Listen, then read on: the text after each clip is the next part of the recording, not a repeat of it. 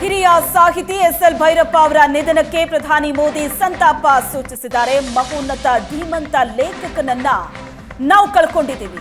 ಭಾರತದ ಆತ್ಮವನ್ನ ಆಳವಾಗಿ ಅಧ್ಯಯನ ಮಾಡಿದ್ದ ಮಹೋನ್ನತ ಧೀಮಂತ ಭೈರಪ್ಪ ವೈಚಾರಿಕ ಕೃತಿಗಳಿಂದ ಕನ್ನಡ ಸಾಹಿತ್ಯವನ್ನ ಶ್ರೀಮಂತಗೊಳಿಸಿದ್ರು. ಇತಿಹಾಸ ಮತ್ತು ಸಂಸ್ಕೃತಿಯ ಬಗ್ಗೆ ಅವರ ಅಚಲ ಉತ್ಸಾಹ ಪ್ರೇರೇಪಿಸುತ್ತೆ. ಭೈರಪ್ಪ ಕುಟುಂಬಸ್ಥರು ಅಭಿಮಾನಿಗಳಿಗೆ ಸಂತಾಪ ತಿಳಿಸಿದ್ದಾರೆ ಪ್ರಧಾನಿ ನರೇಂದ್ರ ಮೋದಿ. ಎಸ್.ಎಲ್. ಭೈರಪ್ಪ ಅವರ ನಿಧನದ ಬಗ್ಗೆ ಪ್ರಧಾನಿ ಮೋದಿ ಅವರು ಮಾಡಿದಂತ ಟ್ವೀಟ್ ಇದೆ. ಎಸ್.ಎಲ್. ಭೈರಪ್ಪ ಅವರಿಗೂ ಪ್ರಧಾನಿ ಮೋದಿ ಅಂದ್ರೆ ಬಹಳ ಅಚ್ಚುಮೆಚ್ಚು. ಮಾಜಿ ಸಂಸದರಾದ ಪ್ರತಾಪ್ ಸಿಂಹ ಅವರು ಮಾತಾಡ್ತಾ ಹೇಳ್ತಾ ಇದ್ರು, ಯಾವಾಗ ಅವರನ್ನ ಭೇಟಿ ಮಾಡಿದ್ರು ಕೂಡ ಪ್ರಧಾನಿ ಮೋದಿ ಅವರ ಬಗ್ಗೆ ಅವರು ಮಾತಾಡ್ತಾ ಇದ್ರು ಅಂತ. ನರೇಂದ್ರ ಮೋದಿ ಅವರು ಪ್ರಧಾನಿ ಆಗೋದಕ್ಕೂ ಮೊದಲೇ ನರೇಂದ್ರ ಮೋದಿ ಪ್ರಧಾನಿ ಆಗಬೇಕು ಅಂತ ಹೇಳಿದ್ದವರು ಎಸ್.ಎಲ್. ಭೈರಪ್ಪ ಅವರು. ಅದಾದ ನಂತರ ಪ್ರಧಾನಿ ನರೇಂದ್ರ ಮೋದಿ ಅವರು ಪ್ರಧಾನಿ ಪಟ್ಟವನ್ನ ಏರಿತು. ಯಾವತ್ತೇ ಅವರನ್ನ ಭೇಟಿ ಮಾಡಿದ್ರೂ ಸಹ ಅವರ ಮಾತು ಮೋದಿಯ ಸುತ್ತಾ ಇತ್ತು.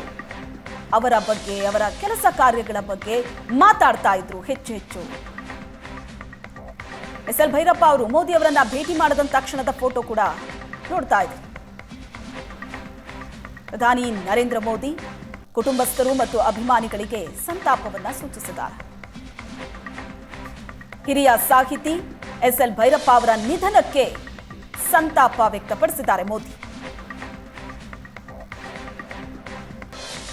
ಮಹೋನ್ನತ ಧೀಮಂತ ಲೇಖಕನನ್ನ ನಾವು ಕಳ್ಕೊಂಡಿದ್ದೀವಿ ಅಂತ ಟ್ವೀಟ್ ಮಾಡಿದ್ದಾರೆ ಮೋದಿ.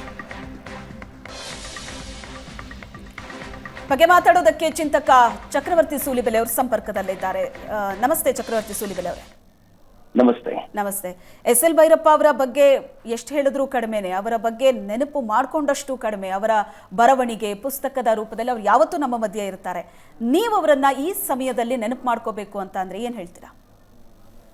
ಎಸ್.ಎಲ್. ಭೈರಪ್ಪನವರನ್ನ ಬಹುಶಃ ನಂಗೆ ಗೊತ್ತಿದೆ, ಬಹುತೇಕರು ಇವತ್ತು ಮಾತನಾಡಬೇಕಾದಾಗ ಅವರ ಕಾದಂಬರಿಗಳ ಕುರಿತಂತೆ ಮಾತನಾಡ್ತಿದ್ದಾರೆ. ಬಟ್ ಪ್ರತಾಪ್ ಹೇಳಿದ್ ನಾನು ಖಂಡಿತವಾಗಿ ಒಪ್ಕೊಳ್ತೀನಿ.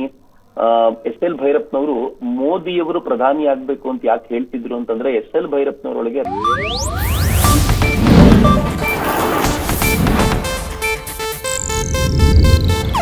ಇದು ಏಷ್ಯಾನೆಟ್ ನ್ಯೂಸ್ ನೆಟ್ವರ್ಕ್ ಪ್ರಸ್ತುತಿ.